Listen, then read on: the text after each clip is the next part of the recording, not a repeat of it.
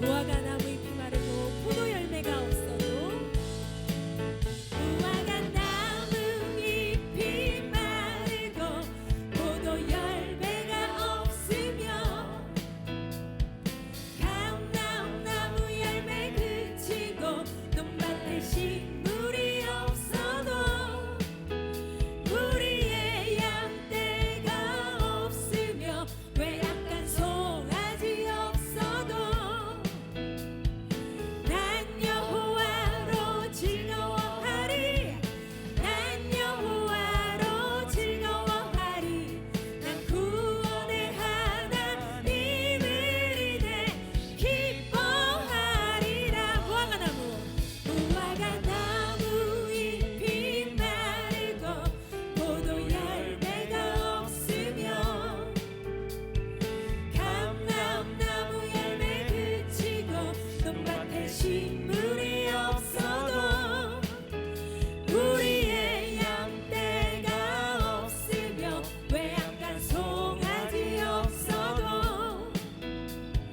난 여호와로 즐거워하리 난 여호와로 즐거워하리 난 구원의 하나님을 인해 기뻐하리라. 난 여호와로 즐거워하리 난 여호와로 즐거워하리 난 구원의 하나님을 인해 기뻐하리. 난 여호와로 즐거워하리 난 여호와로 즐거워하리 난 여호와로 즐거워하리 난 구원의 하나님을 인해 기뻐하리. 난 구원의 하나님을 인해 기뻐하리라. 할렐루야. 자리에 앉으시기 바랍니다. 그렇습니다. 우리의 구원의 하나님으로 인해서 기쁘십니까? 우리에게 주신 모든 것들이 아버지의 은혜죠. 우리 이 찬양 함께 하시면서 우리 주님 앞에 감사의 고백 올려드리기 원합니다.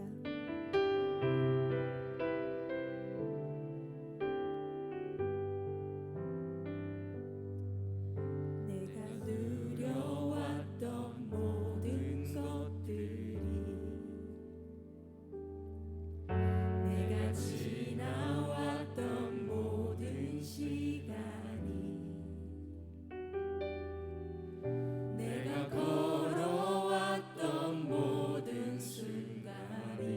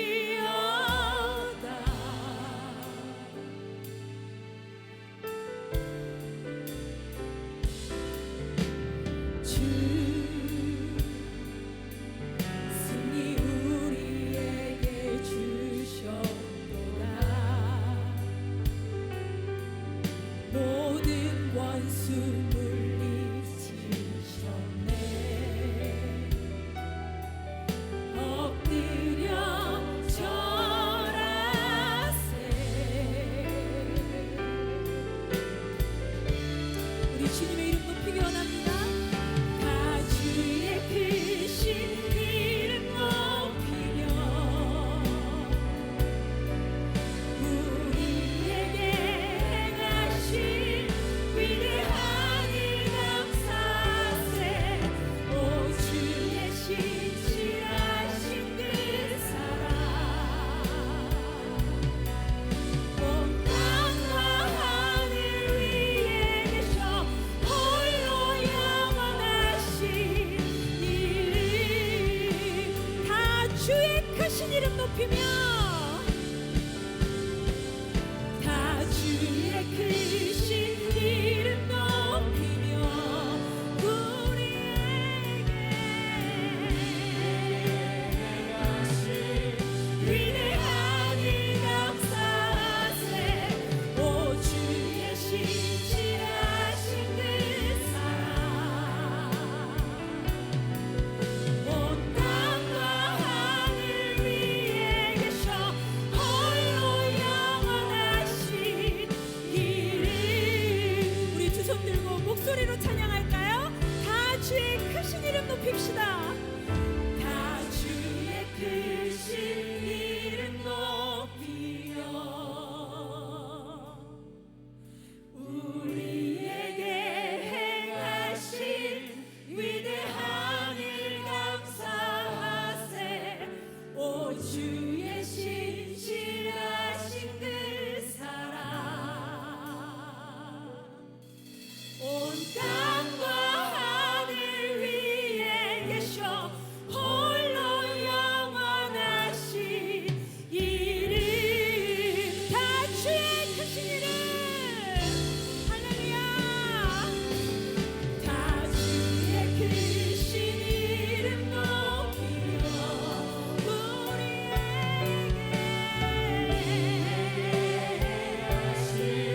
위대한 일 감사하세.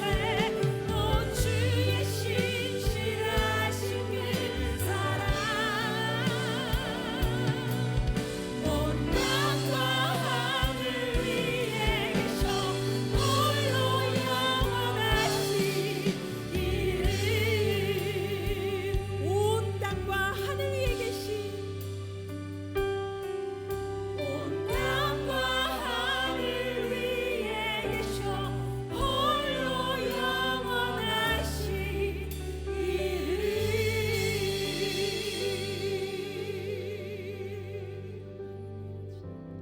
우리 이 시간 함께 기도할 것은 주님, 온 땅과 하늘 위에 오직 아버지 한 분밖에 없습니다. 그 아버지 한 분이 우리에게 모든 풍성한 것들을 베풀어 주셨고 우리가 주님 앞에 올려드릴 것은 감사밖에 없음을 고백합니다. 주님, 오늘 예배 가운데 우리의 감사가 회복되게 하여 주시옵소서. 우리의 주님을 향한 사랑이 더 뜨겁게 하여 주시옵소서라고 함께 기도하겠습니다. 주님, 그렇습니다. 아버지를 향한 주시옵소서. 주님의 찬양을 주시옵소서. 아버지의 이름만이 이 땅에 높아지시기를 원합니다. 주님께서 하시는 찬양합니다. 주님, 다 주의 크신 이름 높이며 우리에게 행하신 위대한 일 감사하세. 오 주의 신실하신 그 사랑 온 땅과 하늘 위에 계셔 홀로 영원하신 이름.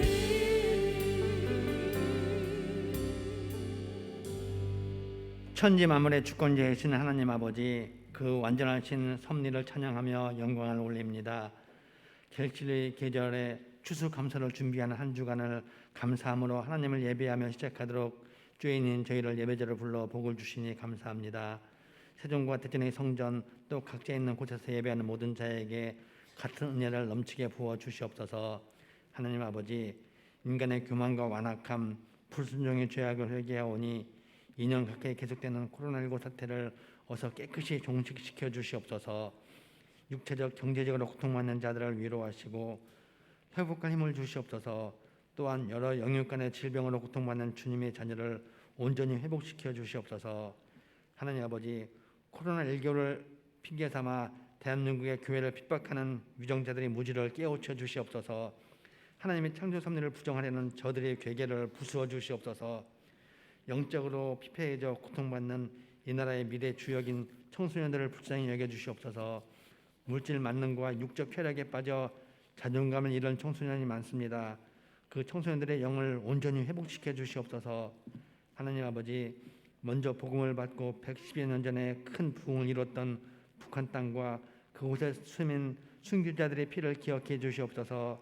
순교자들에게 복음의 빛을 진 대한민국 교회의 기도로 북한 땅에 부흥의 불길이 다시 타오르게 해주시옵소서. 산성교회에 이 시대에 꼭 필요한 비전을 주사 산성교회를 통해 많은 교회가 힘을 얻게 하시고 주의 자녀가 많아지게 하시며 감사합니다. 초대교회처럼 세상 사람들에게 칭찬받는 교회가 되게 해주시옵소서. 대전과 세종에 캠퍼스를 허락하시고 귀한 사역을 감당하게 하셔서 감사합니다. 온라인으로 행해지는 모든 사역과 목장 모임에도 은혜를 부어주시옵소서. 이것이 오프라인으로 이어지도록 여건을 허락해 주시옵소서. 하나님 아버지, 지성원 담임 목사님을 통해 하나님의 귀한 복음을 듣게 하셔서 감사합니다. 신년기로 전해 듣는 감사 말씀이 우리 감사의 지경을 확장하는 삶의 지표가 되게 해주시옵소서. 세종과 대전을 오가시는 모든 여정을 항상 안전하게 인도해 주셔서 감사합니다.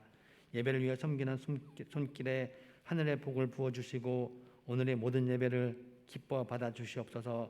모든 방송 장비가 잘 움직이도록 도와주시옵소서.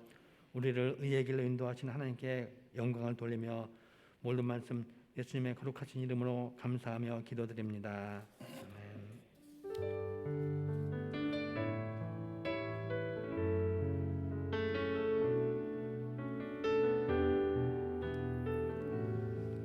다 함께 찬양할까요? 주님 임재를. 주님 임재를 숨쉬는 순간마다 난 느껴요. 아침마다 해가 뜸을 아는 것처럼 나의 기도 들으심을 아는 안에 거룩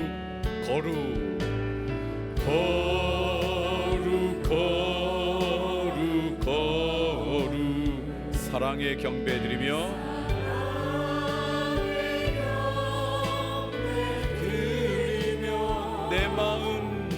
내 마음 주께 고백하리.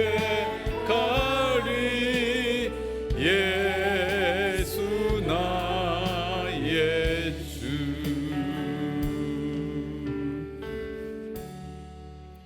오늘 예배 참석하신 여러분 모두를 그리스도의 은혜 안에서 환영하고 축복합니다.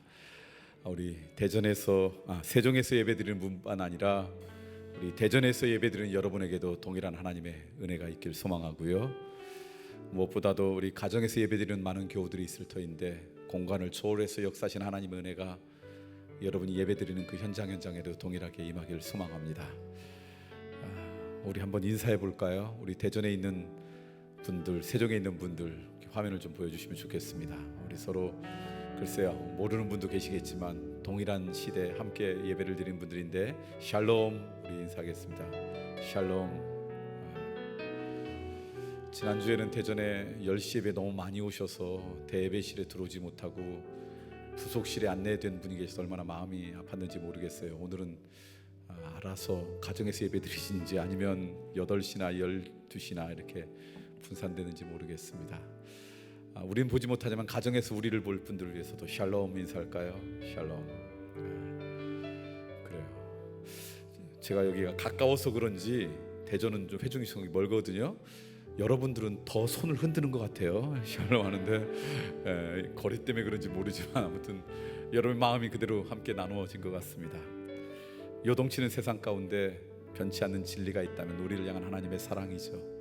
그 하나님의 사랑 때문에 일주일을 겨우 버티는 것 아닙니까?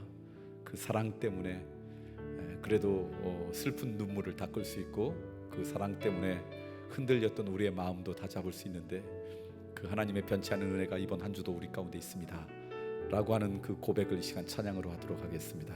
하나님의 사랑 변치 않습니다. 하나님 사랑 변치 않는다.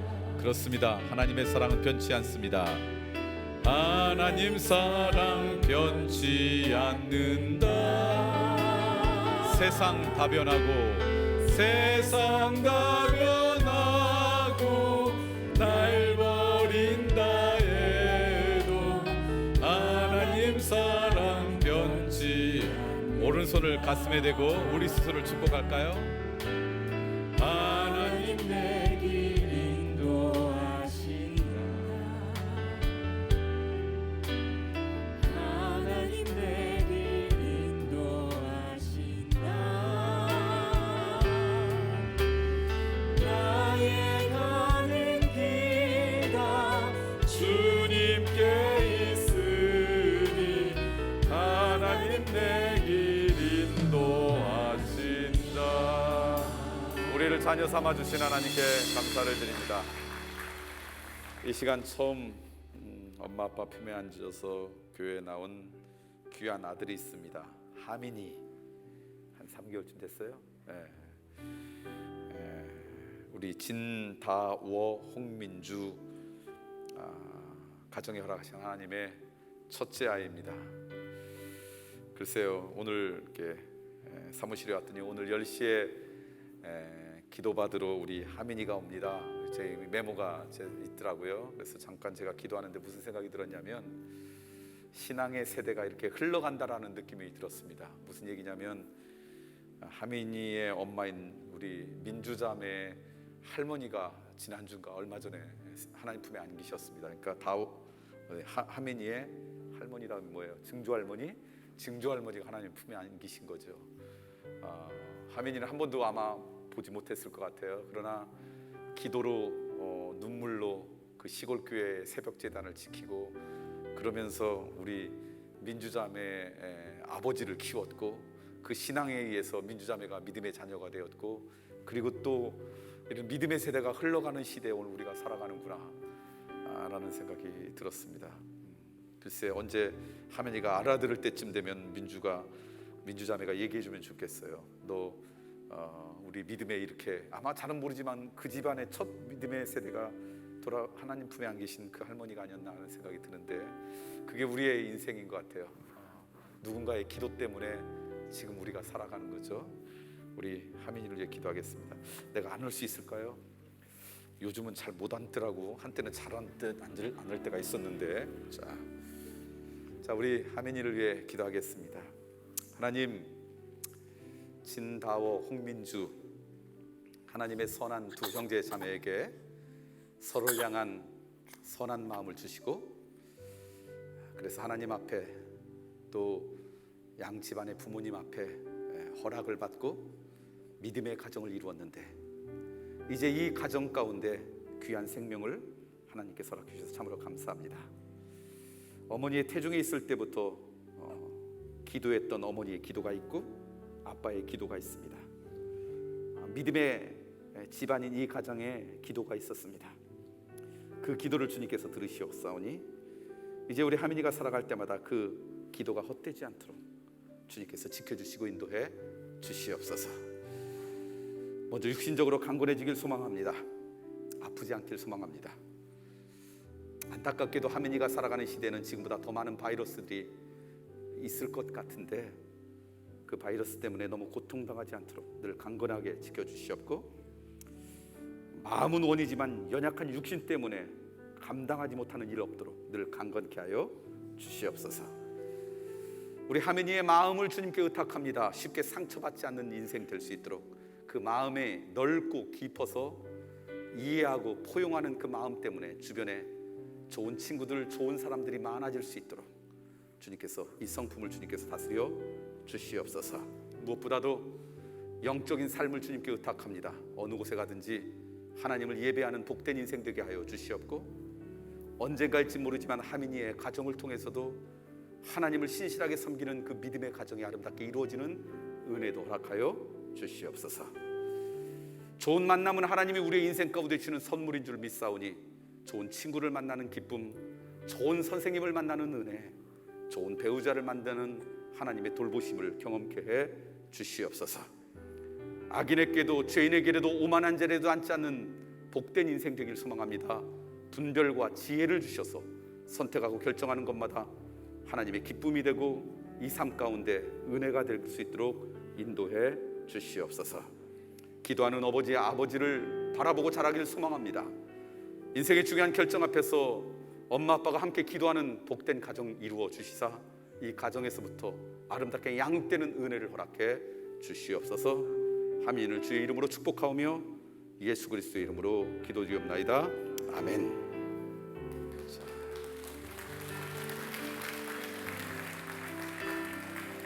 뒤를 돌아서 우리 인사할 때 여러분 박수로 이분들을 축복해 주면 좋겠습니다. 자리에 인사.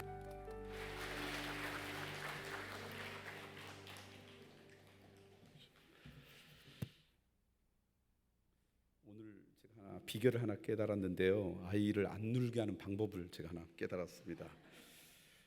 아이가 울려고 하면 제가 눈을 뜨고 눈을 맞추면서 기도하니까 제가 방긋방긋 웃더라고요. 여러분 다 눈 감고 기도하시느라고 모르셨을 텐데 글쎄요, 다음에도 적용될지는 모르겠지만 교회 소식을 함께 나누겠습니다. 주보 사쪽을 함께 참고해 주시면 좋겠습니다. 다음 주가 추수감사절입니다. 그래서 오늘은 보통 제가 셋째 주에 세종에 오는데 오늘은 세종에 제가 오고 다음 주는 대전에서 말씀을 전하려고 합니다.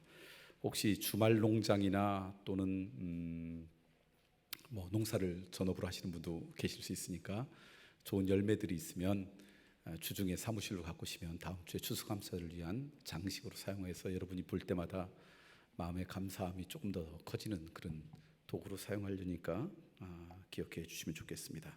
지난주에 광고했던 통일학교가 계속해서 모집을 합니다. 10월 24일 주일날 오후 3시부터 5시까지 6주 동안 진행되는데 우리 그리스도인들이 어떤 마음으로 북한을 바라보고 또 어떻게 구체적으로 기도할 수 있을까를 함께 배울 수 있는 좋은 시간입니다. 지난주에도 여러분들이 이미 신청을 했는데 적절한 인원이 있습니다. 왜냐하면 온라인으로 강의 들으니까 무조건 받는 게 아니라 강의가 끝나면 온라인으로지만 줌으로 소그룹으로 나눠서 함께 기도 제목을 나누고 그러는데 그렇게 섬기는 분들이 한정이 돼 있어서 제한이 돼 있다 그럽니다. 그러니까 원하시는 분들은 빨리 신청을 좀 해달라는 부탁입니다. 오늘 처음 나오신 분들, 계속해서 출석하신 분들이 계십니까? 혹시 처음 나오셨다 그러면요, 세종은 나가시면서 왼편에 있는 웰컴홀에 들려주시면 좋겠고요. 우리 3층 로비 왼편입니다. 대전은 나가시면서 오른편 건물 1층 안쪽에 가면 웰컴홀이 있습니다. 들려주시면 좋겠습니다. 기도 없이 한 주간 살아가기 어려운 시대인데요, 목회자의 기도가 필요한 분이 있다면 대전은 나가시면서 오른편 등나무 밑에, 세종은 나가시면서 3층 로비 안쪽에 감람나무 앞에 목사님들이 계십니다. 기도의 제목을 함께 나누고 기도하실 수가 있습니다. 광야 길이 되다는 말씀 잠깐 멈추고 이번 주와 다음 주는 감사에 대한 말씀, 우리가 절기가 있으면 절기 전주부터 그 주제로 함께 말씀을 나누고 금년부터 나누고 있는데 감사주일에 대한 말씀, 감사에 대한 말씀을 함께 나누고 싶습니다. 오늘 본문은 신명기 8장 11절부터 18절까지 말씀입니다. 드라마 바이블로 우리 먼저 말씀을 읽겠습니다.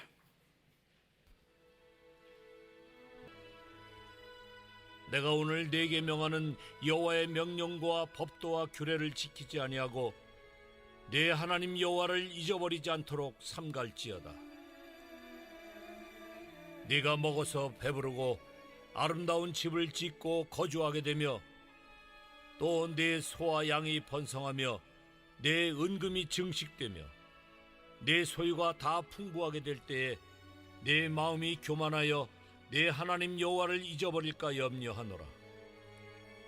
여호와는 너를 애굽 땅 종되었던 집에서 이끌어내시고 너를 인도하여 그 광대하고 위험한 광야 곧 불뱀과 전갈이 있고 물이 없는 간조한 땅을 지나게 하셨으며 또 너를 위하여 단단한 반석에서 물을 내셨으며 네 조상들도 알지 못하던 만나를 광야에서 네게 먹이셨나니 이는 다 너를 낮추시며 너를 시험하사 마침내 네게 복을 주려 하심이었느니라.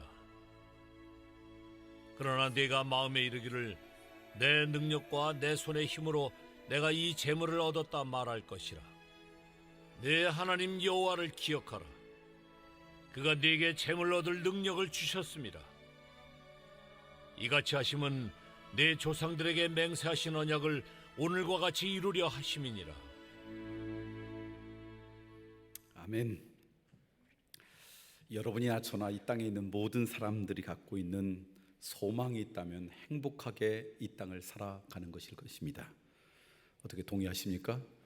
여러분, 어제보다는 오늘이, 오늘보다는 내일이 좀 더 행복한 삶을 살아가겠다라는 소망을 갖고 살아가죠. 이 땅에 살아가는 사람치고 행복에 대한 욕망이 없는 사람은 아마 단 한 사람도 없을 것이에요.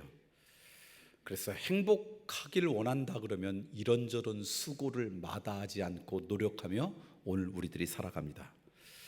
그런데 놀라운 사실 하나는요, 우리들이 그렇게 행복을 갈망하고 행복하길 수없이, 행복한 삶을 위해서 수없이 노력하고 애를 썼음에도 불구하고 저는 정말 행복합니다라고 말하는 사람은 생각보다 많지 않다라는 사실, 이게 아이러니입니다. 다 행복을 꿈꾸고 있고 그 행복을 위해서 애써서 노력하는데 저는 행복합니다라고 여기며 살아가는 사람이 많지 않다는 사실. 혹시 여러분에게 질문하고 싶은데, 여러분 행복하십니까? 더 대답하지 못하시겠죠? 아마 여러분 행복하십니까? 라고 질문하면 대부분의 대답은 이 정도가 아닐까요? 나는 불행하지도 않지만 그렇다고 막 행복하지도 않습니다 라고 살아가고 있는 것은 아닌가. 그런데 우리가 조금 더 한번 생각해 볼 필요가 있을 것 같아요. 이 주제에 대해서. 미국의 스탠포드 의과대학에 있는 한 교수인 필립 하츠라고 하는 사람이 한 10여 년 전에 전 세계 인구를 어떻게 이제 통계를 도움을 받아가지고 낸 자료가 있습니다. 10년이 지났지만 그렇게 많이 달라지지 않았을 자료인데요. 이런 거예요. 지구상에 있는 모든 인구를 100명이다라고 가정을 하고 그 100명이라 그러면 어떻게 분포가 되는지, 예를 들면 지구상에 있는 모든 인류가 100명이라 그러면 그중에 57명이 아시아인이래요. 아마 중국과 인도 때문에 아시아 사람이 이렇게 많지 않나. 21명은 유럽인이고요. 미주라죠. 카나다부터 남미까지 미국 대륙, 미주 아메리카 대륙은요 14명이고 8명이 아프리카 사람이래요. 모든 지구상에 있는 인류를 100명으로 환산을 하면 남자가 52명이고 여자가 48명이래요. 그 중에 100명 중에 30명은 크리스천이고 70명은 넌 크리스천, 다른 종교를 갖거나 종교를 갖지 않는 사람이래요. 그 중에 발견한 재미있는 자료 몇 가지 여러분에게 나누고 싶은데요. 지구상의 인구를 100명이라 그러면 집다운 집, 다시 말하면 바닥이 난방이 되거나 그리고 벽이 있고 지붕이 있고 그렇게 그 집다운 집에서 살고 있는 사람은 100명 중에 20명이고요. 80명은 적정 수준에 못 미치는 주거 환경에서 살고 있대요. 100명 중에 70명은 교육의 혜택을 제대로 받지 못한 사람이래요. 대학을 이야기하는 게 아닙니다. 교육의 혜택을 제대로 받은 사람은 100명 중에 30명. 100명 중에 50명은요 심각한 영양 부족을 겪고 있대요. 그리고 100명 중에 1명은 질병에 걸려 있어서 죽음 직전의 상태래요. 그게 그가 했던 여러 결과 보고서 가운데 있는 내용 가운데 하나입니다. 그런 것을 합쳐보면 이렇게 결론 내릴 수 있습니다. 지금 내가 집다운 집에서 살고 있고 먹을 게 있고 글을 읽을 수 있고 건강하다면 그 사람은 아주 특별한 여유를 누리고 있는 사람이에요. 여러분 어떻습니까? 다시 말씀드릴까요? 여러분이 집다운 집, 내가 내 이름으로 등기된 소유를 이야기하는 게 아닙니다. 그러면 저는 전세를 사는데요 이럴 건데, 그게 아니라 집다운 주거 환경에서 살고 있고 먹을 게 있고 글을 읽을 수 있고 건강하다면 특별한 사람이라고 그는 표현했어요. 특별한 여유를 누리며 살아가는 사람이다. 여러분 그 안에 들어가십니까? 그분이 결론 가운데 쓰면서 이렇게도 썼어요. 좀 다른 각도로 쓴 건데요. 몸에 옷을 걸치고 있고 그 표현을 이렇게 했습니다. 이 옷을 가지고 지금 일주일째 입는 게 아니라 운동할 때, 회사 갈 때 옷을 바꾸어 입을 수 있고, 교회 올 때도 그렇게 옷을 바꾸어 볼 수 있고, 냉장고에 음식이 있으며, 아이나 본인이 아플 때 병원에 갈 수 있거나, 친구에게 식사 한 끼 대접할 여유가 있다면 그 사람은 지구상에서 8%에 해당되는 여유로움에 속한 자래요. 어떻게 생각하십니까? 이것도 여러분이 예외입니까? 이 안에는 들어가십니까? 여러분 일주일째 입은 옷 갖고 입고 오신 분 계세요? 그래도 여러분이 친구를 만날 때, 회사 갈 때, 뭘 할 때 바꿀 수 입는 옷이 있고, 냉장고를 열면 음식이 있고, 코로나가 한참일 때 외국에서는 사재기가 있는데 한국에서는 사재기가 별로 없대요. 왜냐하면 냉장고, 냉동실, 김치 냉장고를 열어보면 한 달은 먹고 살 게 있어서 뭐 이런 말을 하시더라고요. 아이나 본인이 아플 때 병원에 갈 수 있고, 친구에게 식사 한 끼쯤 대접할 수 있다면 8%에 들어가는 여유로운 사람이다. 이렇게 생각하면 우리의 삶의 여건을 보면 우리는 행복해야 됩니까? 행복해야 되지 않습니까? 8% 안에 들어가는 게 불만이십니까? 이걸 이렇게 생각해 보면 좋겠어요. 100명 중에 8등 하면 우수한 학생입니까? 별로인 학생입니까? 에이, 그 정도는 이런 표정으로 앉아 계시는데, 여러분 100명 중에 8명 안에 들어간다 그러면 아주 굉장히 우수한 학생이죠. 오늘 우리의 세계에 있는 사람들을 따지면 우리가 그 정도 된다라고 하는 거예요. 물론 통계이니까 모든 사람이 다 똑같을 수는 없지만, 최소한 오늘 이 시간 예배드리는 여러분, 가정에서 예배드리든 교회에서 예배드리는 여러분과 저는요, 이 객관적인 통계에 의하면 특별한 사람이고요, 여유로움에 속한 사람이고요, 그래서 환경을 보면 충분히 행복을 느껴야 되는 사람들이라는 거예요. 그런데 왜 우리는 아직도 내 자신이 그렇게 행복하지 못하다고 생각할 수 있을까? 왜 이런 여건 가운데 살아가면서도 그렇게 행복하다고 느끼지 못하면서 우리는 살아가고 있을까? 오늘 우리가 함께 읽었던 이 말씀에서 우리는 하나의 대답을 찾을 수가 있습니다. 오늘 우리가 읽었던 이 신명기 말씀은요, 모세가 인생의 마지막을 앞두고, 사실은 여러분이 아시는 것처럼 특별히 오늘 감사에 대한 말씀을 하면서 이 신명기 말씀을 이렇게 묵상한 것은 우리가 광야 길이 되다 하면서 그 나누는 말씀에 사실은 연속성상에 있기 때문에 그렇습니다. 출애굽한 백성이 40년 동안 광야 생활을 했습니다. 모세에 의해서 출애굽했고 광야 생활을 했는데, 안타깝게도 그 모세가 그들이 소망했던 젖과 꿀이 흐르는 땅에 들어가지 못합니다. 하나님께서 너는 이 광야 생활까지다, 그걸 모세가 받아들입니다. 그리고 모압 평지는요, 이제 가나안 땅이 보이는 곳이에요. 요단강 건너서 자기들이 그렇게 광야 생활하면서 출애굽하면서 가고 싶었던 그 소망의 땅 보이는 그곳에 그 백성들에게, 이 백성들은요, 광야에서 태어난 세컨 제너레이션, 두 번째 세대였을 거예요. 함께 출애굽했던 사람 중에 많은 사람은 이제 하나님 품에 안기고, 그들에 의해서 태어난 사람들이 아마 대다수였을 것입니다. 그들 앞에서 출애굽하고 광야 가운데 있었던 그 모든 것을 요약해서 피를 토하는 심정으로 세 편의 설교를 한 게 신명기입니다.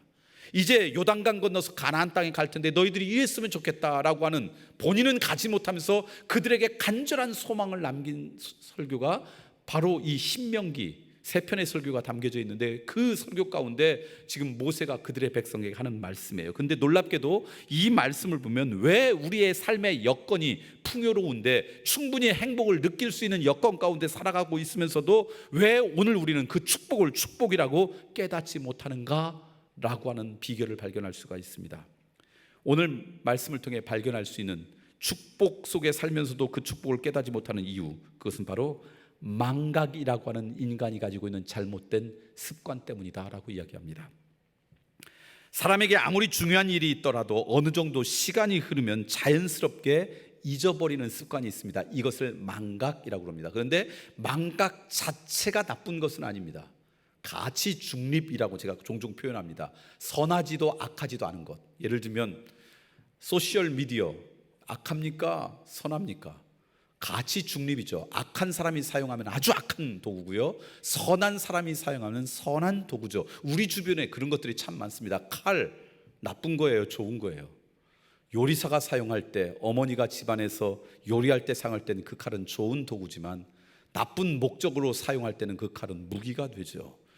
그런 것처럼 가치 중립적인 것들이 많은데 이 망각도 사실은 그렇습니다. 예를 들면 아주 슬프고 괴로웠던 일들도 시간이 지나면 자연스럽게 잊고 하나님이 주신 또 다른 미래를 바라보며 살아갑니다. 이런 의미에서 망각은 우리에게 좋은 역할을 감당합니다. 그러나 반대로 망각의 습성이 잊지 말아야 될 것, 반드시 기억해야 될 것들을 너무 쉽게 잊어버리게 한다면 그것은 우리에게 안타까움입니다. 근데 문제는 뭐예요? 잊지 말아야 될, 반드시 기억해야 될 것은 우리가 쉽게 잊으면서 잊어야 될 것들은 잘 잊지 못하는 이런 잘못된 습성, 이것이 오늘 우리들이 풍요로운 삶 가운데, 그런 여건 가운데 살아가면서도 행복하게 느끼지 못하도록 살아가는 모습 가운데 하나라는 거예요. 이게 오늘 본문에 나오는 메시지예요. 이스라엘 백성이 출애굽에서 40년 동안 광야 생활했습니다. 그동안 얼마나 많은 하나님의 은혜를 이들이 경험했겠습니까? 이렇게 그들이 수없이 경험한 하나님의 은혜를 받았음에도 불구하고 그 은혜를 쉽게 잃어버리고 불평하고 불만하고 하나님을 원망하고, 그래서 하나님을 원망할 때마다 그것 때문에 어려움을 당하고, 이런 모습이 반복됐던 모습을 보면서 적어도 너희들은 그렇게 살아가지 않았으면 좋겠다라는 그 고백을 이 모세가 이 말씀 가운데 담고 있습니다. 11절 말씀 한번 읽어볼까요? 같이 읽겠습니다. 시작. 오늘 내가 당신들에게 전하여 주는 주님의 명령과 법도와 규례를 어기는 일이 없도록 하고 주 당신들의 하나님을 잊지 않도록 하십시오.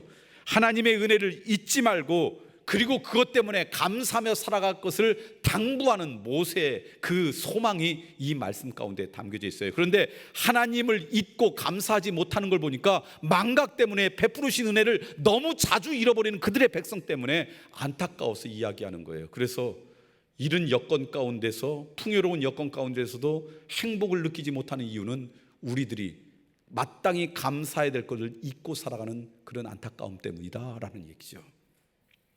어느 사회학자가 이런 말을 했습니다. 요즘 우리가 살고 있는 이 시대는 어떤 질병보다, 그러니까 암이나 코로나 이거보다 더 무서운 질병을 앓고 있는데 그것은 곧 감사불감증이라는 이름의 병이다.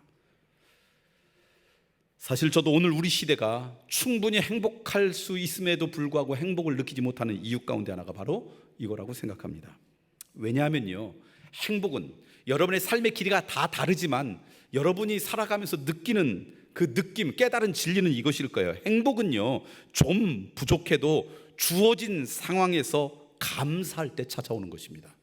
동의하십니까? 행복은요, 좀 부족해도 내가 주어진 상황 가운데서 감사하는 마음을 잃어버리지 않을 때 비로소 맛보는 게 행복이에요. 그러나 아무리 많은 것을 소유하고 또 누리고 있다 할지라도 감사하는 마음이 없으면 우리의 인생은요, 행복하지 못합니다. 풍족해서 행복한 것이 아니라 감사할 때 행복해지는 법이에요. 그런데 우리의 망각이 작동해가지고 마땅히 감사해야 될 것을 망각해요. 잃어버려요. 그래서 나도 모르게 감사불감증이라는 질병에 걸리면 어떤 환경에 있더라도 우리는 절대로 행복을 느끼지 못하고 살아갈 수밖에 없다라는 거예요. 의사이신 교우 한 분이 저에게 언젠가 이런 말씀을 하셨습니다.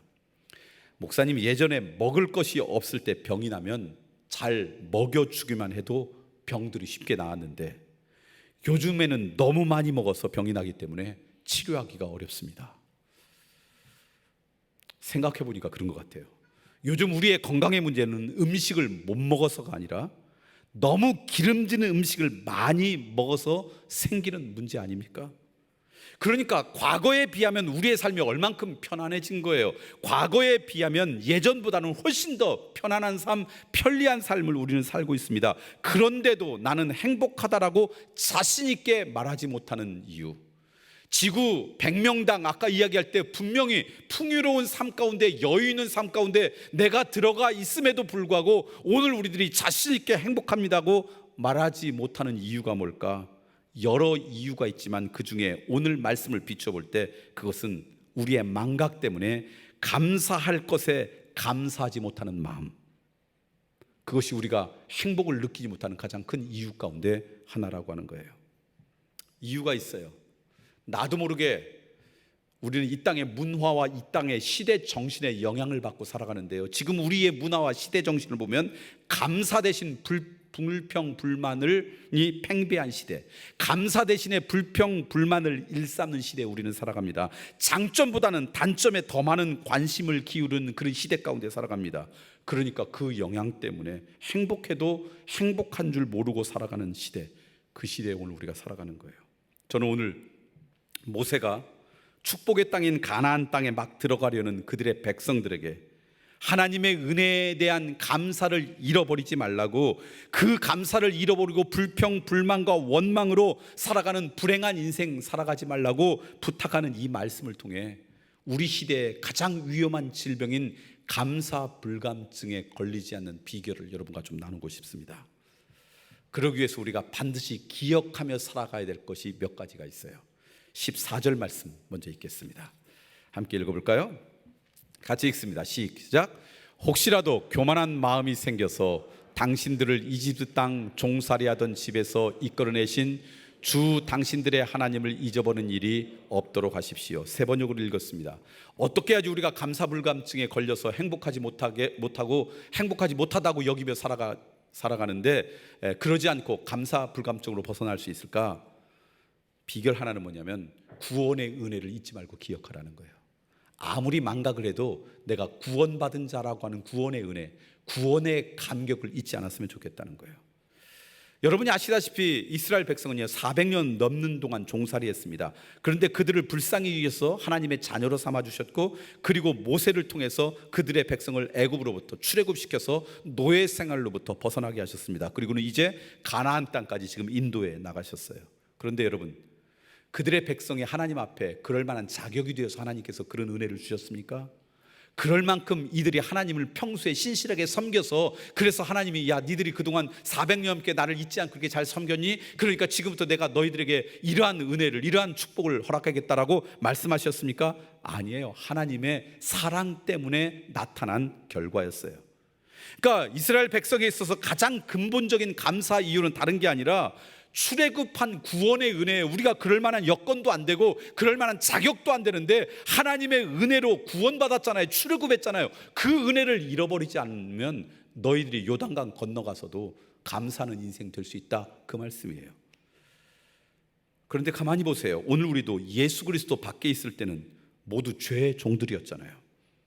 어둠의 권세 가운데 쫓아가며 살아가는, 어둠의 권세의 영향 가운데 살아가는 존재들이었잖아요. 그런 오늘 우리를 하나님이 먼저 불쌍히 여겨주시고 예수 그리스도의 은혜로 말미암아 그분의 십자가의 공로로 우리를 죄의 권세로부터 끊어지고 해방시켜 주셨잖아요. 그래서 예수 그리스도의 은혜 안에서 우리는 하나님의 사랑받는 자녀가 되었습니다. 이게 우리의 믿음의 고백이에요. 이 구원의 은혜는 잃어버리지 말아라. 아무리 망각해도 오늘 이 구원받은 자녀라고 하는 이 감격을 잊고 살지 말아라. 그때 우리는 하나님 앞에 감사할 수 있다는 거예요. 그런 은혜가 여러분 가운데 있길 소망합니다. 제가 오늘 말씀을 준비하다가 좀 엉뚱한 생각을 좀 해봤습니다. 글쎄요, 엉뚱한 생각이라고 표현하기는 좀 그렇지만 안 해보던 생각을 해봤어요. 내가 하나님의 은혜로 구원받은 자로 살아가는 것도 감사한데 문득 이렇게 묵상을 하다 보니까 지금까지 내가 살아가는 동안 하나님이 먹이신 것이 도대체 얼마나 될까? 그리고는 깜짝 놀랐어요. 내가 그렇게 많이 먹고 살았더라고요. 1년에 한 1000끼쯤 먹었다고 생각했어요. 365 곱하기 하루에 3끼 하면 1000끼가 넘지만 두 끼 먹을 때도 있고 그러니까 그냥 1000끼쯤 생각했어요. 그랬더니 30세면 3만 끼를 먹었더라고요. 지금까지 50세면 5만 끼를 드셨더라고요. 60세면 6만 끼, 70세면 7만 끼. 여러분 생각보다 우리 되게 많이 먹은 거예요. 그런데 그 한 끼를 5,000원씩 계산해 봤어요. 그랬더니 50세가 기준이면요 5,000 곱하기 5만 끼 했더니 2억 5천.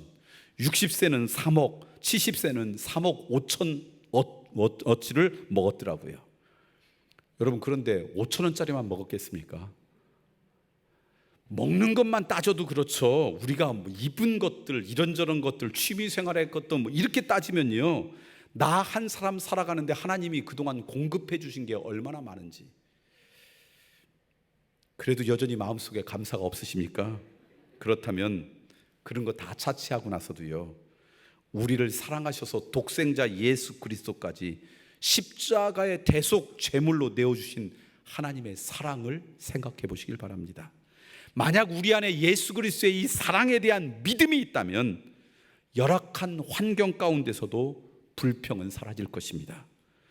본래 죽을 수밖에 없는 인생, 영원한 사망으로부터 벗어날 수밖에 없는 인생이었는데 하나님의 은혜로 영원한 생명을 선물로 받고 하나님의 은혜 가운데 살아간다라고 하는 그 믿음, 하나님의 은혜를 기억한다면, 구원의 은혜와 감격이 적어도 남아있다 그러면 우리의 삶의 환경, 어떤 환경 가운데서도 우리는 감사할 수 있는 인생이 된다라는 거예요. 그런 은혜가 오늘 우리 모두 가운데 있기를 소망합니다. 행복은 주어진 환경 때문에 찾아오는 것이 아니라 주어진 환경 가운데 감사하는 마음이 있을 때 찾아온다 그러면, 적어도 구원의 은혜와 감격 때문에 감사한다면 우리는 행복하게 살아갈 수 있는 거죠. 그런 은혜가 우리 가운데 있길 소망합니다. 두 번째, 감사 불감증에서 벗어날 수 있는 비결 하나는 구원의 은혜를 잊지 말고 살아가자. 두 번째는 12절부터 14절까지 말씀입니다. 함께 읽어볼까요? 같이 읽습니다. 12절부터 14절입니다. 시작.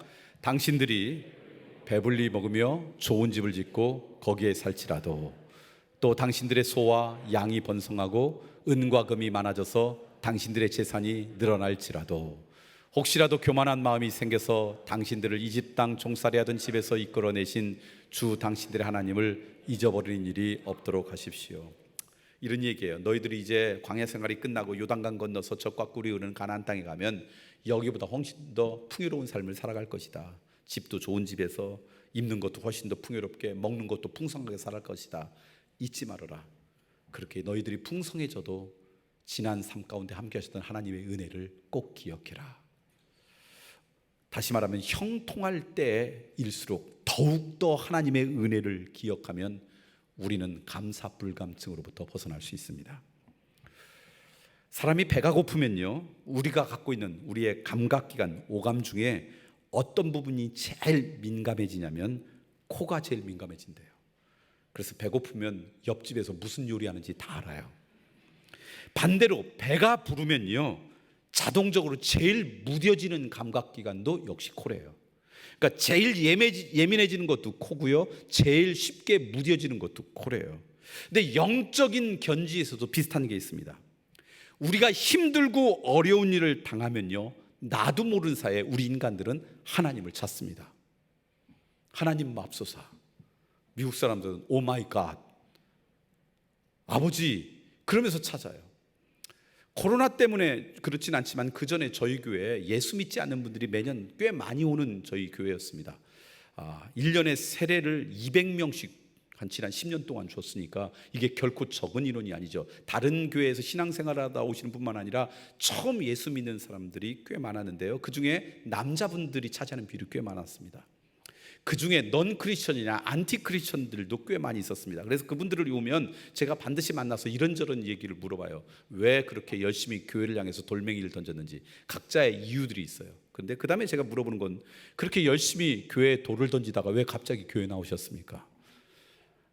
계속 교회에 돌을 던지다가 계속 던지시죠, 이런 의미는 아니고, 던지던 분이 왜 이 이름 변화가 있었는지를 알아야지 어떻게 복음을 이분들에게 잘 전할까, 그것 때문에 이제 물어봐요. 그런데 상황이 다 달라요. 근데 공통점이 있어요. 상황은 다르지만 그 상황 가운데는 공통점이 하나인데, 사람이 살아가다 열심히 교회를 향해서 넌 크리스천으로, 안티 크리스천으로 돌멩이를 던지다가 위기의 앞에면 절대자를 찾더라고요. 자기의 삶에 위기가 닥치면 그때 절대자를 찾아요. 위기라고 하는 것은요, 자기의 한계로 극복하지 못하는 어떤 상황이에요. 그게 건강의 문제든 가정의 문제든 경제적인 문제든, 그게 어떤 문제든 간에 내가 해결할 수 없는 어떤 위기 앞에 섰을 때 그때 절대자를 찾아요. 또 물어봐요. 그 절대자를 찾을 때 다른 종교들인데 왜 하필이면 교회에 왔습니까? 그랬더니 그때 발견한 것 중에 하나가 뭐냐면, 그렇게 열심히 교회를 돌을 던졌지만 어렸을 때 교회를 몇 번 가봤어요. 여학생 쫓아가지고 청소년 때 교회를 몇 번 다녀봤어요. 군대 갔다가 초코파이 준다 그래서 세례도 받았어요. 근데 어느 날 절대자를 찾는데 배신할 수 있어야죠. 제가 초코파이 대신에 세례는 받았지만 그래서 왔어요. 뭐 그런 분들이 많았어요. 그래서 지금 당장이 아니라 지금 당장 우리 교회 오는 건 아니지만 사랑의 씨앗을 많이 뿌리는 것, 이게 중요하구나. 그래서 그런 것들을 저희 교회에서 하고 그랬습니다. 무슨 얘기냐면요, 사람이 어떤 위기 앞에 오면 절대자를 찾아요. 그래서 사람들이 어렵고 힘든 일을 당하면 하나님을 찾게 되어 있어요. 그런데 코가 제일 예민하지만 제일 민감해지는 것처럼 그렇게 오늘 우리 좀 더 풍요로워지잖아요. 그러면 너무 쉽게 하나님의 은혜를 잃어버리는 게 인간의 죄된 성품 가운데 하나입니다. 인간은 참 이상합니다. 하나님의 은혜를 베푸셔서 배가 불러지면 더 하나님 앞에 감사해야 되는 게 우리의 상식일 텐데, 그런데 내가 풍성해지고 풍요로워지면 오히려 교만해졌어요. 배응망덕하기가 쉬워요. 그래서 하나님을 잃어버리고요, 자기 힘으로 이 모든 것을 이룬 것처럼 착각합니다. 이것이 인간이 갖고 있는 교만한 죄의 성품 때문이라고 성경에서는 분명히 이야기합니다. 호세아 13장 6절 말씀을 읽어볼까요? 세 번역으로 읽어보겠습니다. 호세아 13장 6절입니다. 시작. 그들을 잘 먹였더니 먹는 대로 배가 불렀고 배가 부를수록 마음이 교만해지더니 마침내 나를 잊었다. 배가 부를수록 하나님의 은혜를 잃어버린 것, 이게 죄의 영향 가운데는 인간의 상태라는 거예요. 그래서 지혜와 믿음의 사람이었던 아굴이라고 하는 사람이 잠언 30장에서요, 혹시 자기가 물질이 풍부해져서 하나님을 배반하게 될까봐 염려하면서 이러한 기도를 합니다. 잠언 30장 8절 이후에 나오는 말씀인데 이렇게 기도해요. 저를 가난하게도 부유하게도 하지 마시고 오직 저에게 필요한 양식만을 주십시오. 제가 배가 불러서 주님을 부인하면서 주가 누구냐라고 말하지 않게 하시고. 다시 말하면요, 오늘 우리들 얼마든지 우리들이 그럴 수 있는 그런 가능성이 있는 인생이라는 거예요. 그래서 오늘 모세는요, 가나안 입성을 앞에 둔 이스라엘 백성을 향해서 너희들이 가면 분명히 풍요로워질 텐데, 형통해질 텐데, 그때 기억할 것, 더욱더 하나님의 은혜를 잊지 않도록 의도적으로 노력해라, 그런 얘기예요. 자연적으로 두면 당연히 잃어버리고 배응망덕하기가 쉬우니까 의도적으로 노력해라. 형통할 때 더욱더 하나님의 은혜를 기억하려고 애를 써라. 하나님의 마음에 합했다고 칭찬받았던 사람이 있습니다. 다윗입니다. 근데 다윗이 하나님으로부터 그렇게 칭찬받았던 여러 이유가 있는데 그 중에 하나가 바로 뭐였냐면, 다윗은 자기가 풍요로워지고 형통할 때 오히려 하나님의 은혜를 기억했기 때문에 그렇습니다. 하나님의 은혜로 오랫동안 사울로부터 쫓기다가 왕좌에 올랐어요. 그리고 백향목으로 지은 아름다운 궁전에서 편안히 살았습니다. 그런데 하나님의 법궤는 여전히 오래된 휘장 가운데 머물러 있었어요. 그러자 사무엘하 7장을 보니까 이 다윗이 나단을 찾아가 이렇게 고백합니다. 나는 하나님의 은혜로 백향목으로 지은 그런 좋은 궁정에서 살아가는데 아직도 하나님의 궤는 오래된 휘장 안에 있습니다. 이는 옳지 못한 것 같습니다. 지금 내가 살고 있는 이 궁전보다도 더 좋은 하나님의 성전을 지어서 그 속에 하나님의 법궤를 모시는 것이 마땅하지 않습니까? 그 고백을 하나님이 들으시고 너무너무 기쁘셔서 나단 선지자를 통해서 이렇게 말씀하십니다. 누가 언제 너더러 성전을 지으라고 말했느냐? 내가 언제 너에게 휘장 속에 거하는 것이 불편하다고 말했느냐? 그런데 내가 어떻게 그와 같이, 성경 세 번역을 표현하면 이렇게 표현했어요. 기특한 생각을 다 했단 말이냐? 그러니까 다윗이 풍요로움 가운데서도 하나님의 은혜를 잊지 않은 모습을 보고 하나님이 뭐라고 표현했다고요? 기특한 생각이라고 감동하셨어요. 여러분, 하나님이 감동했더니요, 하나님께 은혜를 더 베풀어 주셨어요.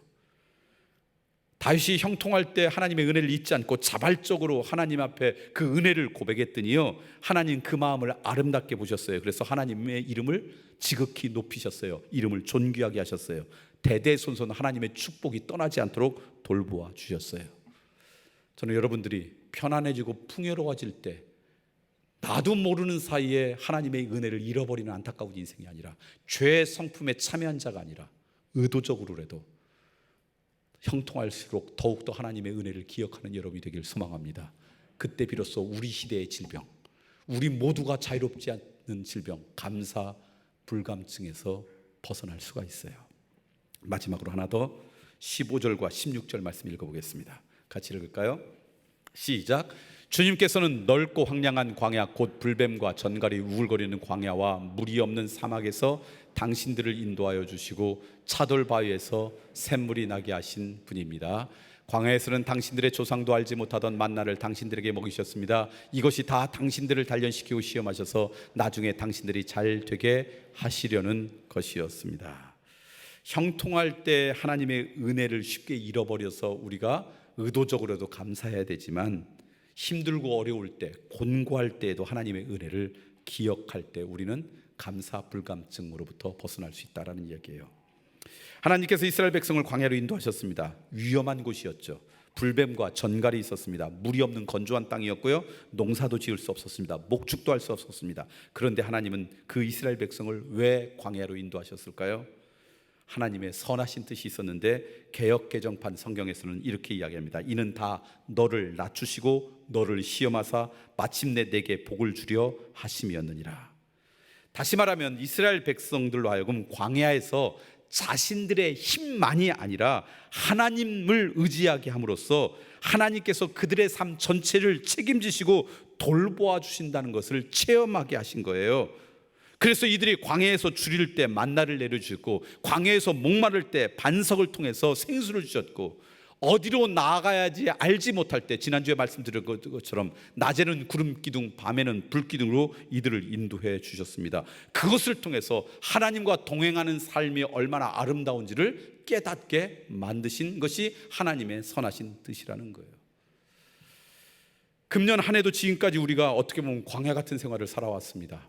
한 번도 경험하지 못한 그 불편함 가운데 금년 우리가 살아가고 있습니다. 그럼에도 불구하고 여기까지 오게 된 것은 전적인 하나님의 은혜라고 믿습니다. 그런데 앞으로 그러면 이 광야 같은 생활이 없어질까? 아마 아무리 위드 코로나 시대가 되어도요, 광야 같은 가시밭길과 같은 인생길을 얼마든지 우리는 걸을 수가 있습니다. 때로는 힘들고 어렵고, 그래서 그것 때문에 우리의 마음이 불편할 때도 있을 것입니다. 그때마다 기억하십시오. 그 곤고한 때도 하나님의 은혜를 기억하는 사람이 되어야 되겠다. 하나님의 선하신 뜻을 그 가운데서 발견할 때 우리는 감사 불감증으로부터 벗어나는 복된 인생이 될 수 있을 것입니다. 이제 말씀을 정리하고 싶어요. 여러분 행복하십니까?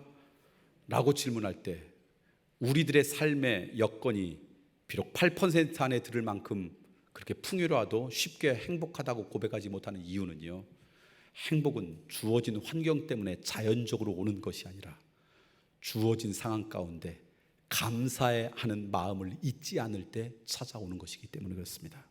그런데 문제는 오늘 우리 시대가 감사 불감증의 시대예요.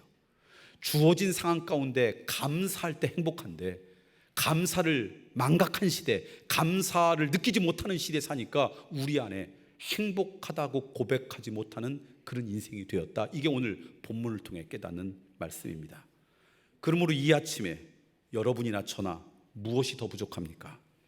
그것은 아마 물질도 아니고 건강도 아니고 지위도 아니고 어떤 명예도 아니라 우리에게 진정으로 부족한 것이 있다면 바로 주님을 향한 감사일 것입니다.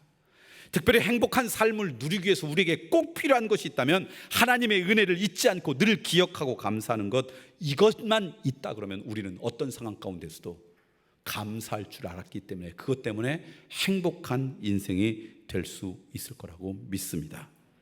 그러나 우리의 삶이 아무리 풍요로워도요, 감사 불감증에 걸려서 하나님께 감사한 삶을 살지 못한다면 여전히 우리는 불행하다고 고백하며 살아가는 안타까운 인생이 될 수밖에 없을 거예요. 저는 이번 한 주일 동안 감사 불감증으로부터 벗어난 회복된 아름다운 인생이 여러분의 인생이 되길 간절히 소망합니다. 18세기 영국의 시인이었던 조지 허버트가 남긴 기도시로 오늘 말씀을 마치고 싶습니다. 그는 그의 기도시에서 이렇게 고백했습니다. 하나님, 당신은 내게 너무 많은 것을 주셨습니다. 그러나 이제 한 가지만 더 주십시오. 감사하는 마음을 나에게 주옵소서. 기도하겠습니다.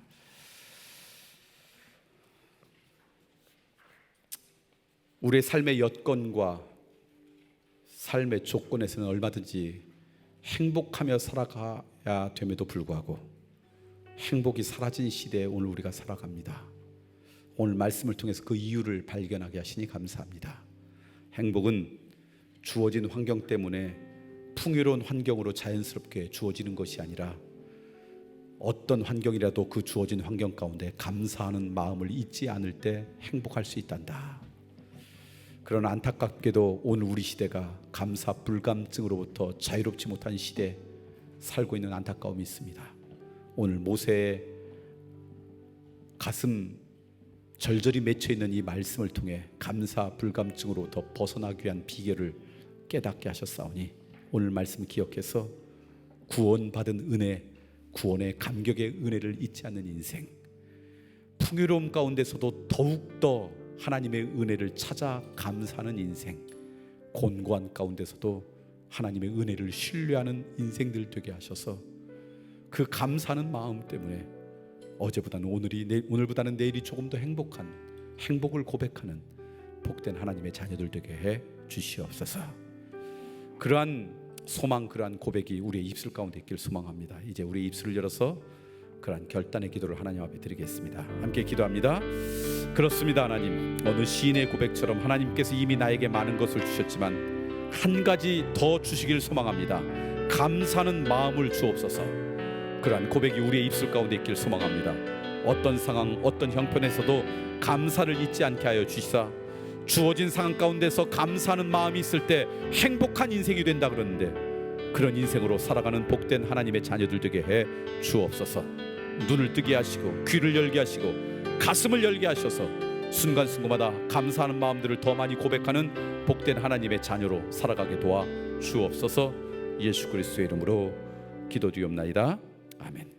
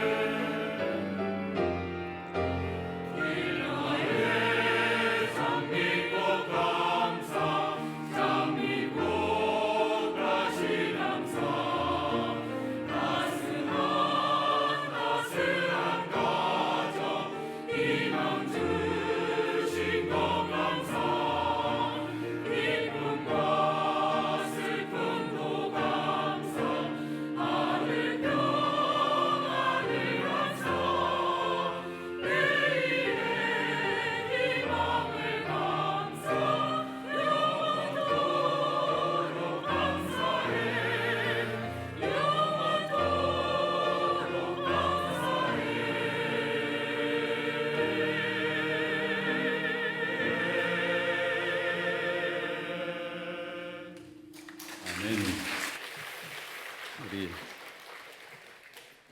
배주 쓰지는 못하지만 아마 우리 세종 성전을 섬기는 찬양대 찬양이었습니다. 지휘가 앞에 있었어요? 없었는데도 다 지금 맞춰서 이렇게 하신 거예요? 그래요. 감사합니다. 이 찬양을 우리가 감사절 때마다 부릅니다. 백주감사절, 추수감사절. 오늘 아침에는 이 찬양을 이렇게 부르면서 제 마음 가운데 무슨 생각이 들었냐면 이게 백신이다라는 생각이 들었어요. 백신에 맞으면 바이러스를 이기기도 하고 또 걸려도 별로 안 아픈 것처럼 감사불감증이라고 하는 질병 가운데 걸리지 않게 맞는 백신이라 그러면 이 찬양만 열심히 불러도 되겠다. 아침마다 혹시 이런 마음이 우리 가운데 있다면 오늘 주신 말씀처럼 행복은 주어진 상황 때문에 찾아오는 것이 아니라 어떤 상황 가운데서도 감사하는 마음을 잃어버리지 않을 때 찾아온다 그러면, 그리고 우리 시대가 자꾸 감사불감증에 걸리게 만든 시대라 그러면 오늘 이 가사 하나만큼 우리가 묵상한다 그러면 우리는 감사불감증으로부터 벗어나지 않을까. 이번 한 주간도 혹시 여러분 마음이 감사를 잃어버려서 불행하다고 생각했다 그러면 이 찬양 열심히 부르는 가운데 주신 하나님의 은혜로 감사가 회복되길 원합니다. 기억하십시오. 여러분 100명 중에 8등 안에 든 사람이라는 거. 그래서 감사의 고백이 여러분 가운데 좀 더 풍성해지고 그것 때문에 행복해졌으면 좋겠습니다. 다 같이 일어나서 그런 마음으로 결단의 찬양 부르겠습니다. 악보가 필요한 분은 10쪽에 있습니다.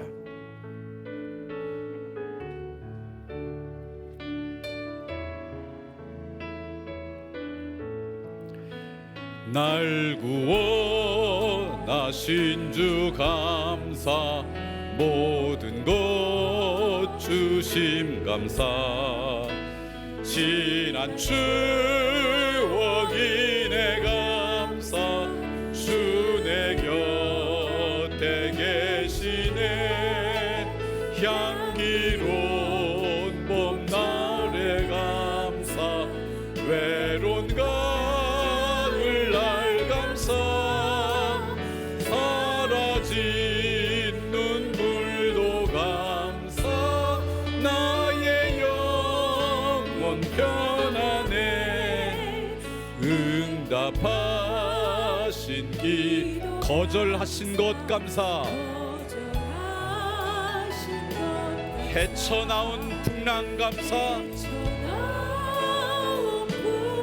절망 중 위로 감사, 채우시네 아픔과 기쁨도 감사, 절망 중 위로 감사, 증량 못할 은혜 감사, 크신 사랑 길가의 장밋꽃 감사,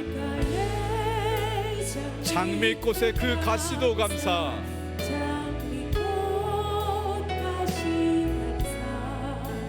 따스한 가정 희망 주신 것 감사, 기쁨과 슬픔도 감사, 하늘 평안을 감사, 내일의 희망을 감사,